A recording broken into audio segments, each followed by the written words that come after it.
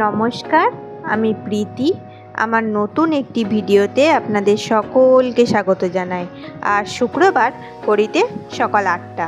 ঘুম থেকে উঠেই এলাম একটু বাইরেটায়, আর এসে দেখি আকাশের মুখ ভার, বেশ ভালোই বৃষ্টি হচ্ছে। আর তার সাথে আমারও একটু মনটা খারাপ, কেন জানি না। আজকে প্রচণ্ড ক্লান্ত লাগছে, কোর্টে যেতে আর ইচ্ছা করছে না। কিন্তু ওই যে স্কুলে রেনি ডে হলেও কোর্টে তো রেনি ডে নেই, সে কারণে কোর্ট যেতেই হবে।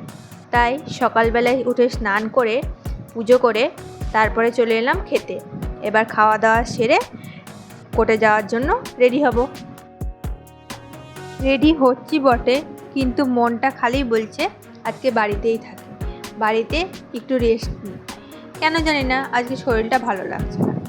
কিন্তু ওই যে দায়িত্ব, যখন কোনো কাজের একটি দায়িত্ব নিয়েছি, সেটা আমার মনে হয় আমার যতক্ষণ শরীর সায় দিচ্ছে বা যতক্ষণ সামর্থ্য আছে সেটি আমাকে করতে হবে, সে আমার ইচ্ছে থাক অথবা না থাক। তো সে কারণে মনকে বলছি তোমার কথা আজকে মোটেও শোনা যাবে না, যেতে আমাকে হবে। এই আমার কোনো কারণ ছাড়া কাজ থেকে ছুটি অথবা স্কুল থেকে ছুটি না নেওয়াটা যেন একটা অভ্যাস হয়ে গিয়েছে। ছোটোবেলায় আমার যখন স্কুল যেতে ইচ্ছা করতো না, আমার দিদাবাড়িতে কিন্তু আমাকে কোনো ছাড় দিত না, আমাকে সে জোর করে স্কুলে পাঠাতোই। এরকম আমার স্কুলে বেশ কয়েক বছর হয়েছে বার্ষিক পরীক্ষার পর যে উপস্থিতির লিস্ট টানানো হতো, সেখানে স্কুলের কার্যক্রম দিবস হয়তো 165 দিন ছিল, আমার উপস্থিতির সংখ্যাও 165 দিনই রয়েছে। তো দেখুন, আপনাদের সাথে গল্প করতে করতে চলেও এলাম এবার কোর্টে। চলুন এবার এক এক করে কোর্টের কাজগুলো সেরে নিই। হয়ে গিয়েছে মুভের কাজ, যাচ্ছি এবার টেবিলে। আজকে একটা চেক বাউন্সের কেস ছিল, সেখানে যিনি অ্যাকিউজড পারসন তার টাকা দেওয়ার অর্ডার ছিল, কিন্তু সে আজকে টাকাটা দেয়নি, সেই কারণে তার ওয়ারেন্ট করানো হয়েছে। তাই এখন বসেছি ওয়ারেন্টের কপিটিকে লিখতে।